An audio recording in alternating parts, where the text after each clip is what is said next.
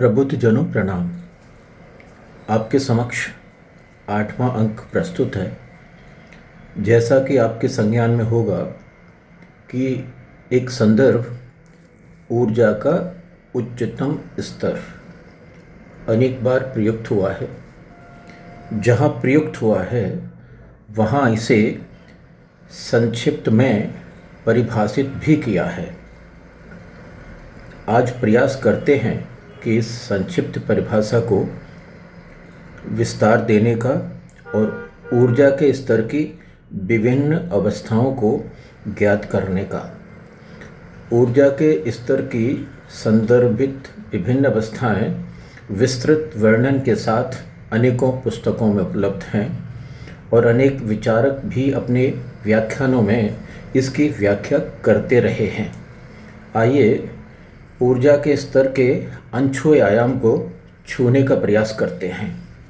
मानव शरीर में ऊर्जा के स्तर के आभासी चक्रों के रूप में प्रतिपादित किया गया है।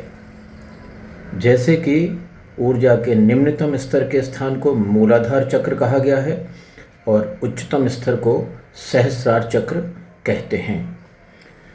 इनके मध्य में स्थित अन्य सामान्यतः 5 चक्रों को निम्नतर व उच्चतर की श्रेणी में रखा जा सकता है।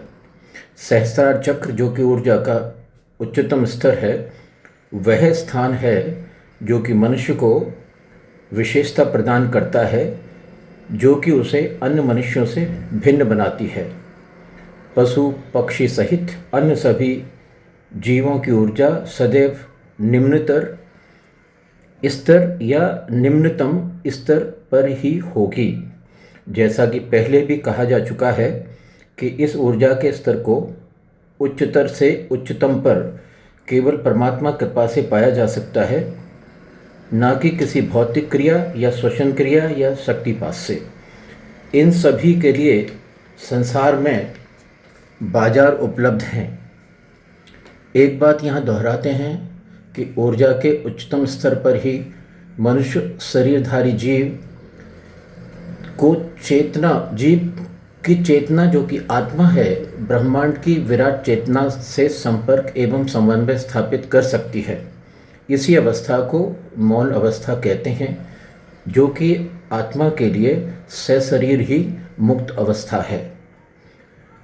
संसार में ज्ञात रूप से 4 आयाम हैं: लंबाई, चौड़ाई, ऊंचाई और समय। समय महत्वपूर्ण चौथा आयाम है, जो कि सृष्टि के आरंभ से अंत तक की व्याख्या को प्रकट करता है। सृष्टि के आरंभ को ही समय का आरंभ माना जाता है और अंत तक की व्याख्या की जाती है। समय की निरंतरता मानते हुए सृष्टि के अंत को अगले आयामी आरंभ से जोड़ा जाता है। अतः समय एक अंतहीन आयाम माना जाता है, जिसकी परिधि के परे कुछ नहीं है, ऐसा माना जाता है। विचार के देखें तो पाएंगे कि किसी भी घटना के लिए अर्थात किसी भी क्रिया के लिए समय रूपी चौथा आयाम अत्यंत आवश्यक है। बिना समय के कुछ भी घटित नहीं हो सकता है, अर्थात समय शून्य तो क्रिया शून्य। अब तक कोई भी वैज्ञानिक विचारक या अन्वेषक समय के पार कोई 5वां आयाम नहीं बता पाया।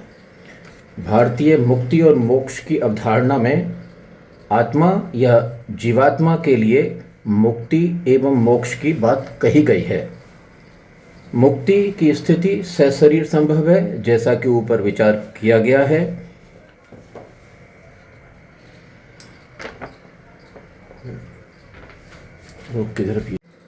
मोक्ष को शरीर त्यागने के उपरांत की अवस्था माना गया है, क्योंकि मोक्ष की अवस्था यदि अशरीरी या कहें नॉन फिजिकल आत्मा को प्राप्त होती है, अतः वह अवस्था क्रियाविहीन परमानंद की अवस्था होगी। यदि वह अवस्था क्रियाविहीन होगी तो समय अप्रभावी होगा, अर्थात तब वह समय की गणना के बाहर का आयाम है, जो कि 5वां आयाम होगा। क्योंकि मुक्त अवस्था तो संसार में सशरीर भी संभव है, अतः वह तो समय के अधीन है। परमात्मा के विषय में भी कहा जाता है कि वो समयातीत हैं और उनके अवतार रूप भगवान श्री राम एवं भगवान श्री कृष्ण समयातीत हैं, अर्थात समय के नियंत्रण से मुक्त।